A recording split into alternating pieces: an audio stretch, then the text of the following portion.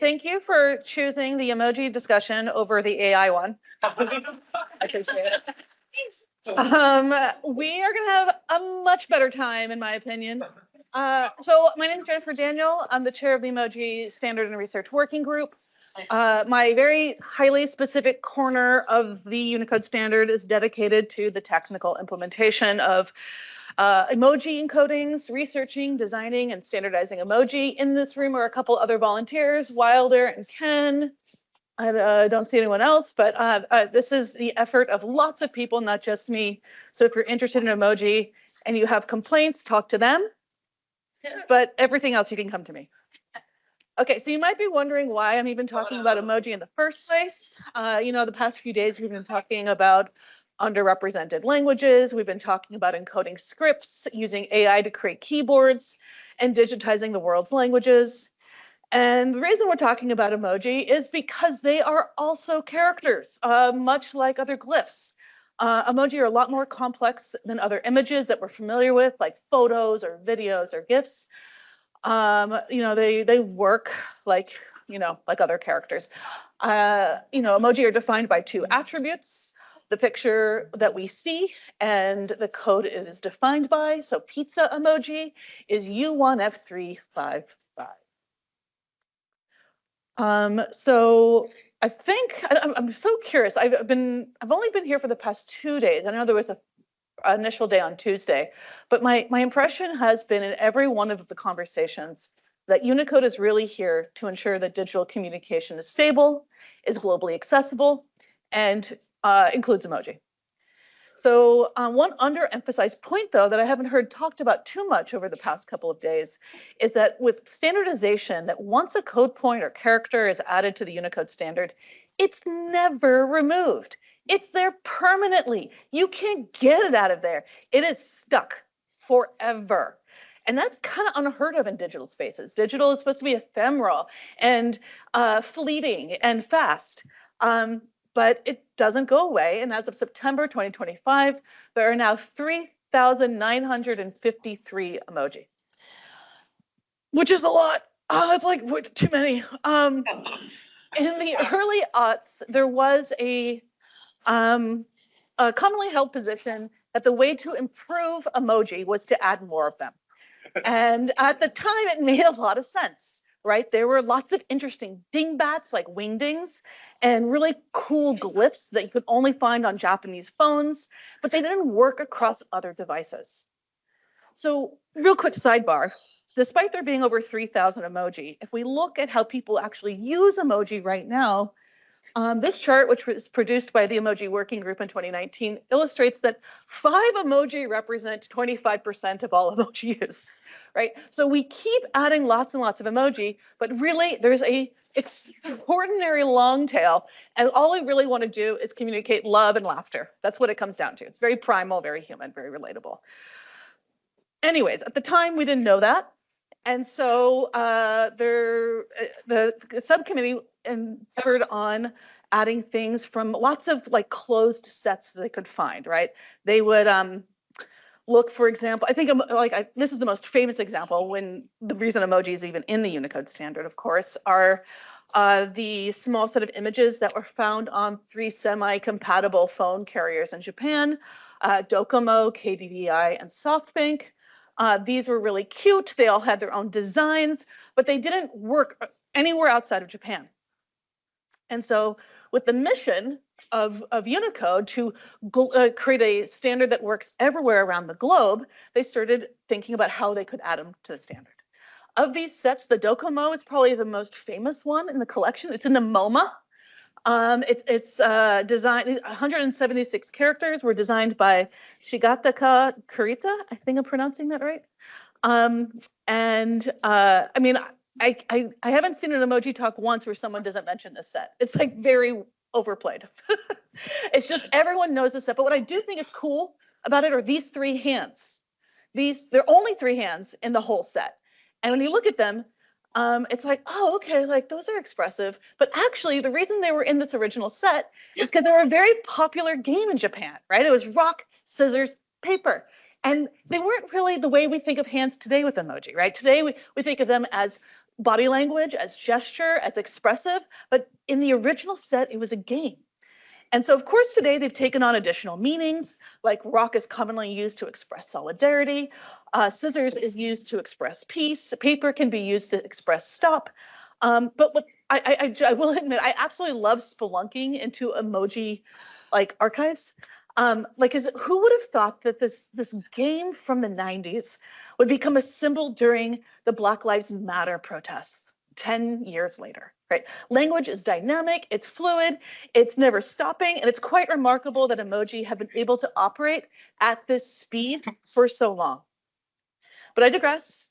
Docomo's great. It's a fun one to analyze. But what I'm much more interested in is this set. This is amazing, and no one pays attention to it. Shocker, it's not in the MoMA. This is from the Yahoo Messenger app. Did anyone use the Yahoo Messenger app? Yeah, let that flag fly. It was really fun. It had some good characters in them.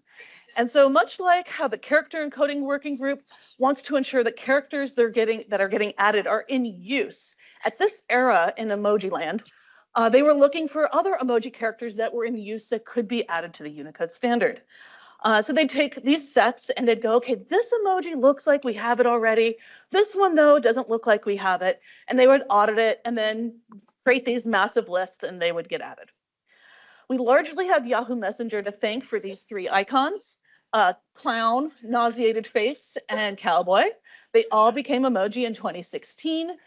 What we didn't, there were some though that we didn't get, which I want to know why. Like this gem, I love her. She's so great. Like this is me listening to Debbie yesterday in the panel discussion.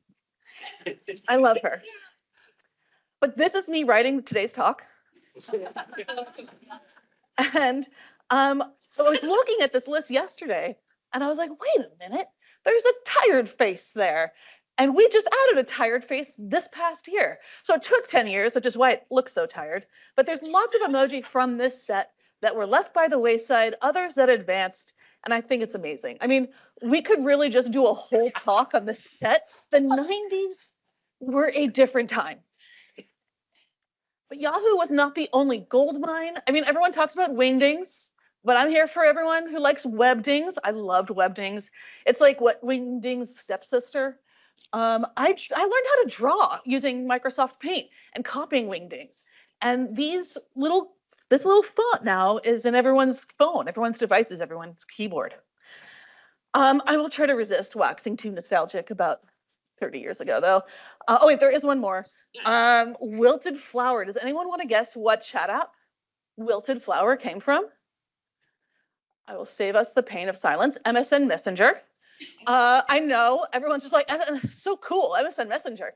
But like this Wilted Flower now is Gen Z's broken heart emoji, right? Like it's not that new. It's quite old, but it's still very crisp and cool and interesting and compelling and emotional.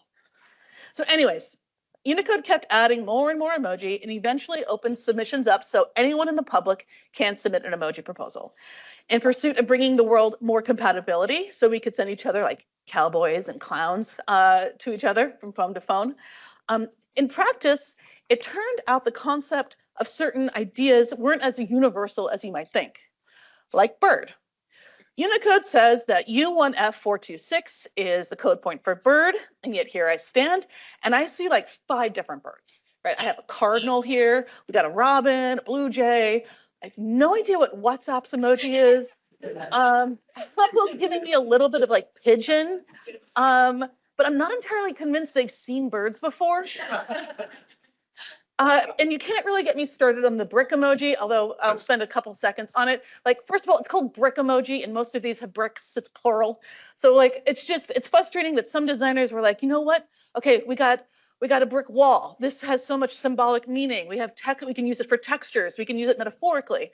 And then a couple other designers were like, what if you're a construction worker and you want some brick emoji? Like there's a limitation to the interpretations. They're both valid, but they're just very different ideas assigned to one single code point. This is the emoji for comet. So without topographic cohesion, the utility of emoji really diminishes.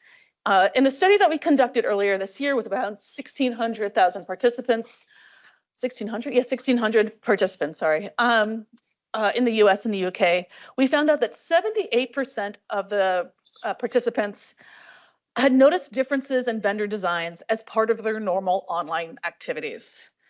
And I'm going to play a very short clip. This is actually 7 years ago, but it haunts me to this day. Now, I don't know if Apple knows that the difference is monumental. Because of course the shooting star emoji was this gorgeous stroke of iridescence. It'd go from a very deep blue to a very soothing baby blue.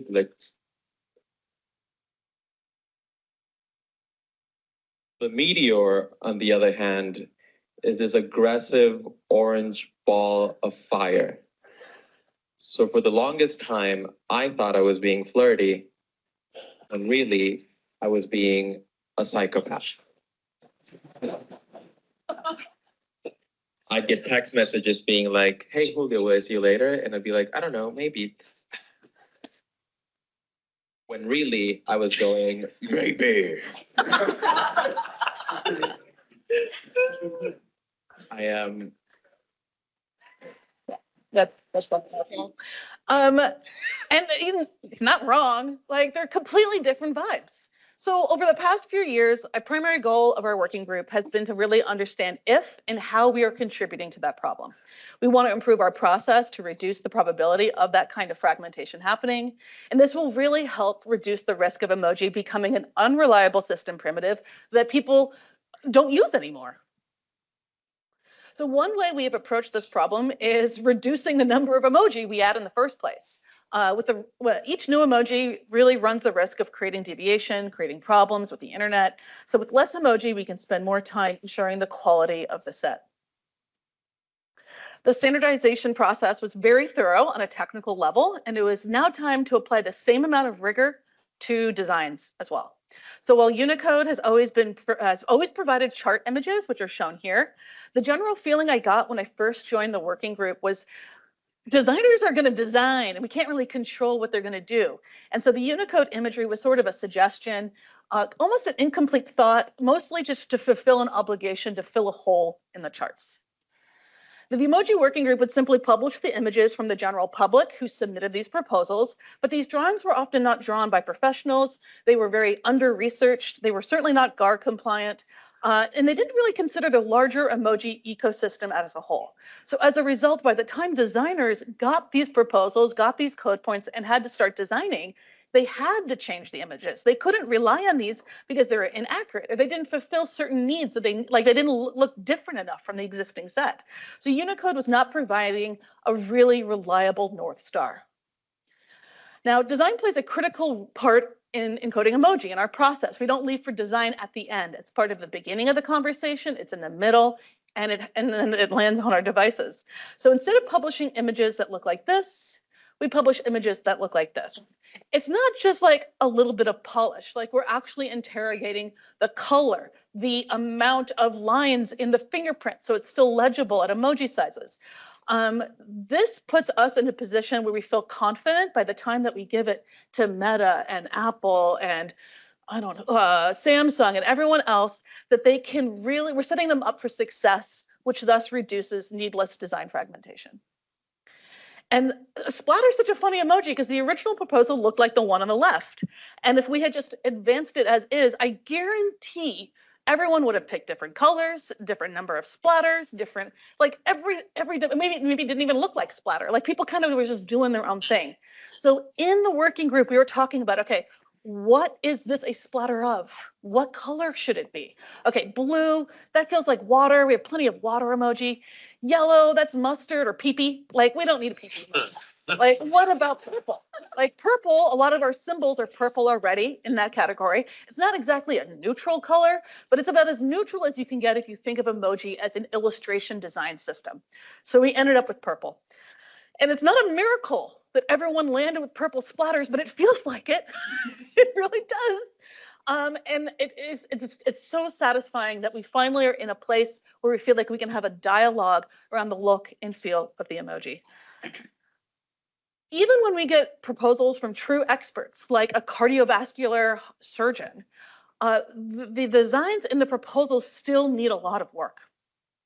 So we sit side by side virtually, basically taking an anatomy class, and you learn a lot. Like Dr. He, who wrote the proposal for anatomical heart, like sat me down. And it was so interesting. What did he say? He said something like, when I look at a heart, I want to feel like I'm looking at someone. And I was like, that's so deep, man. But he's being literal. He's like, I'm looking at the heart because I'm a surgeon. And I was like, oh, okay, that makes sense too. But through that, you can then figure out, okay, what is the right position, angle of the heart? It's not going to do surgery on the heart exactly, but we want it to be discernible at emoji sizes and still feel authentic to the original intent. And so the red heart now exists today, the anatomical one, and it bleeds for all of us. Okay, so now these days, the emoji working group actually in our quarterly reports, which we publish through the Unicode Technical Committee, include design specifications of things that have changed since we last saw it. So for example, distorted face, which is common for all of us, we dropped the eyebrows. It's really important that we drop the eyebrows. They were already looking like they were falling off anyways, and without them, we have more visual clarity, and you'd be surprised how much just the inclusion of eyebrows can change how we read someone's face, and so taking it off will prevent less miscommunication. So when adding new emoji, we've put processes in place to improve emoji interoperability moving forward, but we still have almost 4,000 emoji that exist already. And like I said, we can't just sweep them under the rug. They still exist in our keyboards. They still present a problem. So this year we embarked on a pretty big project to identify some areas of focus, which included auditing a lot of emoji. We had questions like, okay, our magnet emoji, they're all magnets, but they're all facing different directions. Does that matter? Or when you close your eyes and you imagine a bird, does it have wings? Does it matter how many peas are in a pea pod? Is dusk a warm sky or a cool sky? What is tennis? And are you a Belgian waffle person or a Brussels waffle person? These are questions that we had that we wanted to know. So we worked with Alexander Robertson, Dr. Alexander Robertson, who is a researcher volunteer on the working group. And he set out to help us understand really what matters. So these were the goals of the project. We wanted to understand where to prioritize our focus. Again, we do meet every week, but we can't do everything all at once. So which emoji should we focus on that will have the highest impact so we can continue improving the standard? The second was to actually quantify this impact. Like how much do they perceive this as a problem? And then this will later and currently does inform how we review proposals, our guidelines, our policies, everything like that. Okay. The first thing to understand is that people are really worried about being misunderstood. So in our last study, the majority of participants talked about how much this vexed them. But like, you know, that vexes me even when I'm not using emoji, right? Like no one wants to be misunderstood. And so how much of that is the result of how emoji are designed? And how much of that is just like we're messy human people who really don't want to be misunderstood? So Alex provided us with some key insights. The first is direction and color rarely affect interpretation. It wasn't universal, like sometimes it does matter, sometimes it doesn't. And so we have a number of examples of when it does and doesn't. So for teapot, we were like, oh, clearly color will be a problem. This is our hypothesis. Clearly color is a problem here. Nope, color was not a problem, nor was directionality. So even though all these teapots look slightly different, we got some blues, we got some whites, and they're all facing different directions. This was not perceived to be a problem. So we didn't have to ask anyone to make any changes here.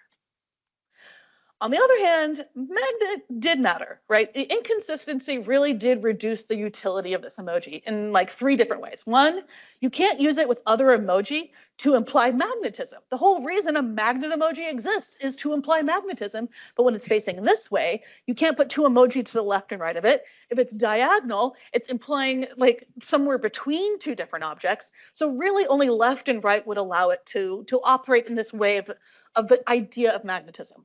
The second is each direction actually creates a different letter form. Sometimes people like to make words with emoji. I don't know if you guys have seen that in people's handles. So like you have a letter N from Apple, a C from Google, a a U from Facebook, right? So like a D, I guess, from Samsung. We have like so many different types of letters here, which seems minor, but these kinds of things reduce people's trust in relying on emoji to express themselves. So what we needed to do was figure out what direction that this should go in. And we make these recommendations, but we aren't in control of it. You'd think like, oh, we're the working group that oversees emoji. We oversee them, but we don't make all of them, right? All we can do is say like, hey, are you aware that this is a problem? This is our recommendation. We encourage you to prioritize this. And so that's what we did in our last report. Things like boxing gloves, directionality did matter. Unlike magnet, where we recommended a strong sense of directionality, this particular emoji actually felt more like a hand emoji than the other types. So we recommended an upwards direction to prevent the need to add directionality later in the process. And the reason that's important is with hands, we often add the left and right, and we didn't want to have to do that with boxing glove. So staying neutral would allow us to just have one boxing glove rather than a whole. Okay, so when does color matter? Turns out for emoji like dusk, purple skies outperformed all the orange skies. So our recommendation is to move closer to purple. I mean, this is tricky because it's actually a set of 4 emoji. I don't know if you're familiar. We got cityscape, we got night with stars, we have sunset, and we have dusk. And so we couldn't just like add another emoji because the orange one already existed. We already had orange sky. So it's like the context of the larger emoji corpus really helps inform the design decisions of both existing sets and new ones as well. Truck. This one was weird. This one we're like, oh, it was more of a question. Will color matter here? And yes, in fact, actually, the red trucks all grossly outperformed the one lonely gray truck. I have the number here. Let's see. It says it was. Oh, I don't have the number here, but how much? But regardless, it did make a difference. And so our recommendation is to standardize to a red color. Okay. This is the second insight, which if anyone asks you, how was the Unicode conference? What did you learn? You can say animals need bodies with no context and see what they say. Okay, so this is super interesting. So when we asked folks, okay, here's a baby chick. Which one of these is most baby chick? The ones that had bodies, people picked more than the ones without the bodies. So there's a clear pattern of association with emoji name, with full-bodied animals. Even when major vendors like Apple have an animal head rather than a full animal, the probability of selection is 4 times below the average than the others. Even when the bird can't fly, people want it, right? They want to see those penguins' little flippers. Raccoon, like we have a mix of raccoon heads and raccoon bodies. And what's really valuable about this kind of research and these kinds of insights is that we can actually apply it to other emoji, right? We can say, okay, the first question is, we have 2 emoji here. Do we need to add raccoon face in addition to raccoon? I really hope not. Can we just simply design, the folks with faces can simply redesign it. And sure enough, in the last update, Google updated the raccoon to a full body to match the recommendations of the working group, and we'll stay tuned to see how other vendors decide to move forward here. And it's already extending to other animals. I loved our zebra.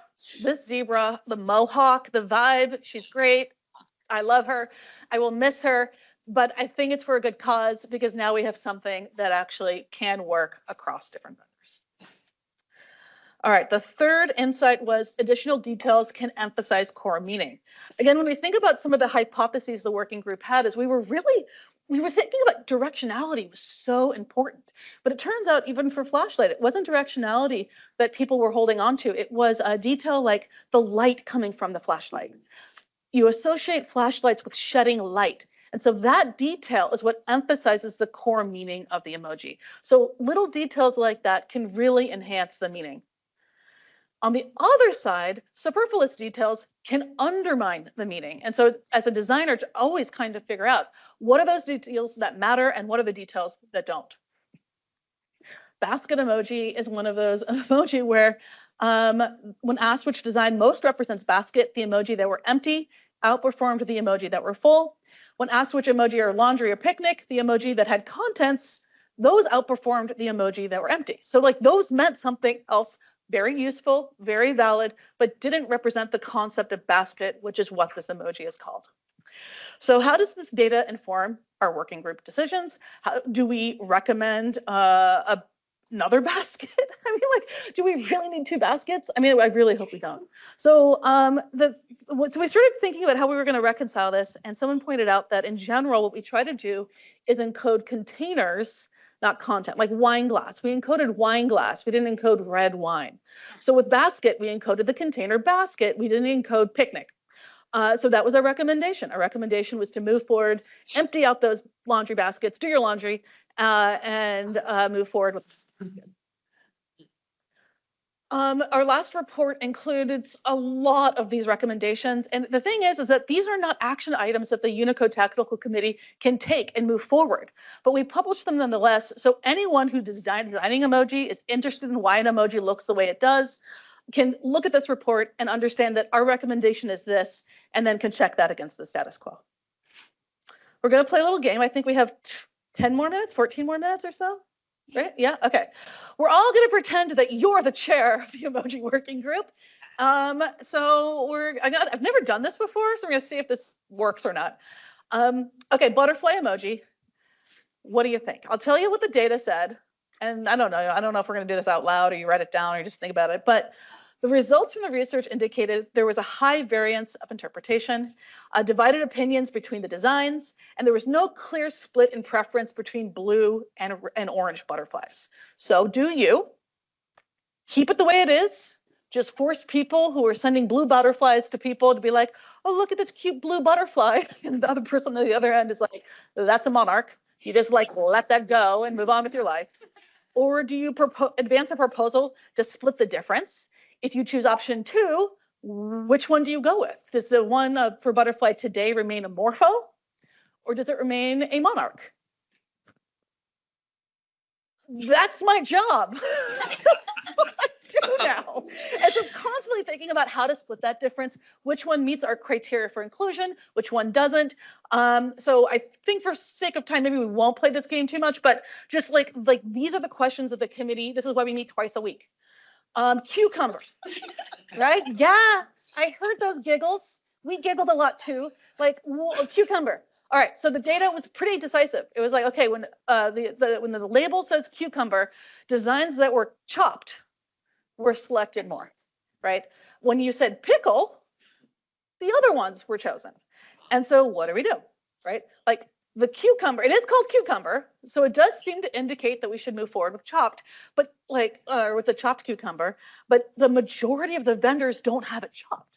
So we're asking the majority of folks in the room to change something that they didn't have in the first place, that they've had for like maybe 7 years. So how do we bring confidence? Because this isn't cheap. Like people who have to make these changes, people don't like change. It's going to cascade across not just their platform, the entire internet. It costs money. So we really have to give them confidence that this is worth their time, their energy. And so this was a whole discussion for like a month. Not really, but it felt like it. Okay, so many of these emoji ended up becoming emoji candidates this past fall. This basically means that we can recommend them for a future release of Unicode. But it does beg the question, okay, where did we land for butterfly and pickle and all the other ones? This is what it would look like, right? So today we have cucumber, which is cut on Apple and not cut on Google. The new cucumber would be cut on both. For butterfly, they'd both be morpho. For comet, we go back to this beautiful blue idea. But then we add these 3, right? So we get both. We get both chopped cucumber and pickle. We get morpho, and we get the monarch, and we get, and how did he put it? He was like, I'm a psychopath or something. But yeah, we get the like super angry ball of fire. And there will be alongside a number of other emoji like lighthouse and eraser and squinting face. And so, like I said, we get all of them. This is what it would look like. We have a little bit of everything. No one loses anything. That's the important part. So folks who are like, I swear I had a pickle emoji. I've been using it for years. They still get to have their pickle. They don't lose their pickle. Same for the folks who really, really are attached to the monarch. These talks really force me to think about like the past and present and future of emoji. And I will say, That's tricky, right? I really feel like I'm in the middle of the story. The technical solution that Unicode was a very necessary solution for interoperability. But I'm a designer, and I can't help but feel like the side effects really flattened where we were with emoji. These were all the space alien emoji from 2016, and they were eclectic and they were cool. I mean, Samsung kills me. It kills me so much. LG's little squishmallow, like these all had personality. They all really did something that the others did not. And so I see this current era as this transition period, right? We are operating, like I said, at the speed of language online, which is very fast. It's unprecedented in terms of speed, certainly in terms of scale. And the goal is to move from like a rich but fractured ecosystem to a unified one. And that is designing not just for technical accuracy, but for things that are semantically rich and to minimize the risk of emotional miscommunication, especially when using emoji across different platforms. And so when I think about this next era of emoji, I love this face so much. This is Shocked Face from 2016. And when I think about this next era, like it's not just like cataloging object emoji. We get so many proposals for objects.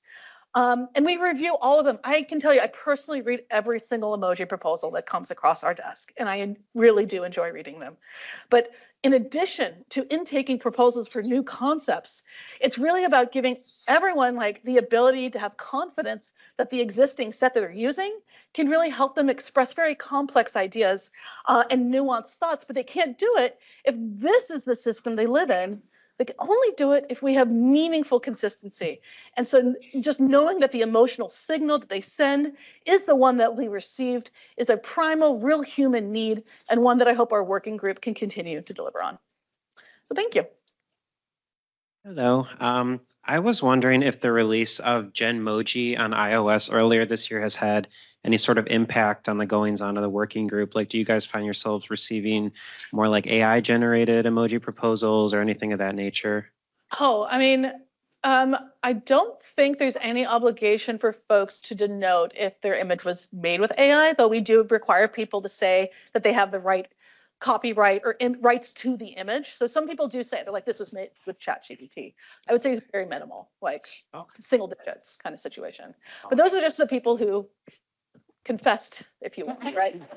And I would say, like, in some ways, if Genmoji is in reaction to the limitations of the Unicode standard, like, okay, we only have 4,000 emoji. Now you really want that neck massager emoji, go use Genmoji.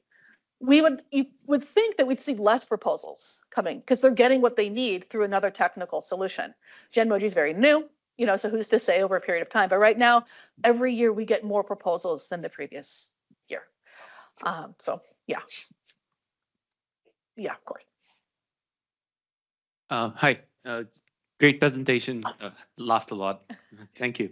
I was going to ask, with over around about 4,000 emojis, is there a way to search them with your emotion? Is there something that you're working on? Like, it might not be the emotion that the thing represents, but it might be cultural or understood that way. Yeah, no, I feel like this is where you see a lot of folks prototyping and experimenting with new tools because of all the LLMs, ML, like all these new technology allow people to explore emoji in a new dimension.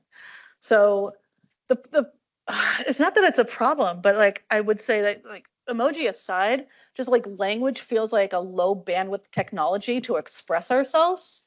Like there's never a word to express my joy when I see, I don't know, a double rainbow. But like so I think with emoji, there's just this there will always be tension between feeling like, oh, this doesn't capture the feeling I really want, because nothing will. Like only your feelings will capture it. And like that's the beauty of making art, is being able to find a way to express your love or sadness or grief or any of those things. But in terms, I'm sure you're asking for a specific tool, and I'm waxing poetic about art and music, but there's tons out there. And I think there were actually some folks in the room or earlier today talking about how they were trying to identify what emotions people attribute to emoji. But in terms of tooling, like there's a lot online.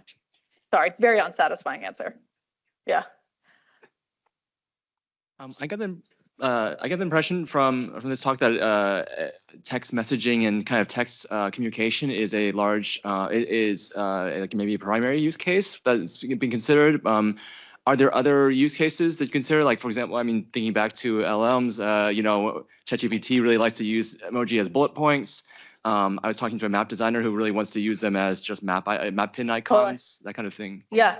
No, emoji have long transcended the text messaging use case for sure, right? They're everywhere. And I think that's because part of it is just the mechanics. They're literally in your keyboard, so they're everywhere. But people want to use them as avatars. They want to use them as bios. They want to use them for maps. They want to use them for clip art in all these different ways. And so part of it is like, what data do we have? Like, do we have good data on how emoji are used in bios? To date, it's only been, well, until recently, like Twitter bio data. Like, what APIs exist for us to learn from?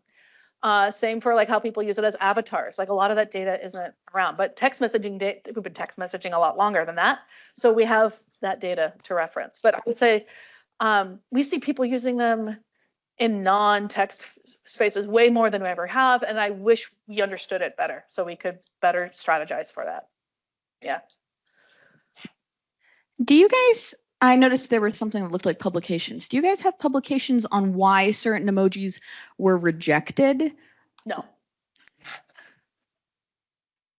Because how many repeat submissions of different emoji proposals do you get every year? So it's a lot. I'm sorry, I sound so tired. But it's what we haven't instituted a new policy within the past 4 years or so. So we found people going like, oh, we really want a lighthouse emoji. And then like, and then we want a lighthouse emoji. And then we read every single one. We're like, but we declined the one from June. And then we read it again in July. I'm like, guess we're reading the lighthouse emoji again. And then like, same status. And so what we've done is we no longer intake proposals that we've declined within the past 4 years. We no longer intake proposals that are incomplete. Like sometimes people are like, I had an idea and I'm drunk and I'm going to email this email address. Here's a napkin drawing. And we're like, thanks, we cannot do anything with it. Other people are more serious, but they don't know how to complete it. So we do like request modifications, but there's certain proposals we no longer intake. Like we don't intake flags. We don't intake, like I said, ones that have already been declined or reviewed within the past 4 years. Yeah, it's all on the website. I'm not sure. There's maybe 1 or 2 more instances. Things get fatty. You know, everyone's like talking about axolotls. Suddenly we get like 10 axolotl proposals. So Apple added Genmoji. Do you think there's any value in getting statistics from them on what people are creating as to influencing what you would choose as new emoji? I think the standard is not a terribly great place for experimentation, right? And so anything made in Genmoji within the past year, even 5 years, may not warrant induction, but it could be a starting place. Like Emoji Kitchen's been around for about 5 years now, and we've said like, okay, like this Heart on Fire is performing really well. Turns out Heart on Fire predates Emoji Kitchen, obviously. It's historically relevant. And so it's a starting point. It's like, oh, this is a curiosity. Let's see if there's something here that is a much bigger story. But we haven't seen anything yet from the Genmoji repo. Oh, also, if you're interested in other emoji topics, I forgot to flash this. I have done other talks at Unicode about race, gender, how we use emoji linguistically, criteria for inclusion. If you're interested in any of those talks, they're on the Unicode YouTube channel, but thought I'd flash them in case you're interested in other dimensions of emoji.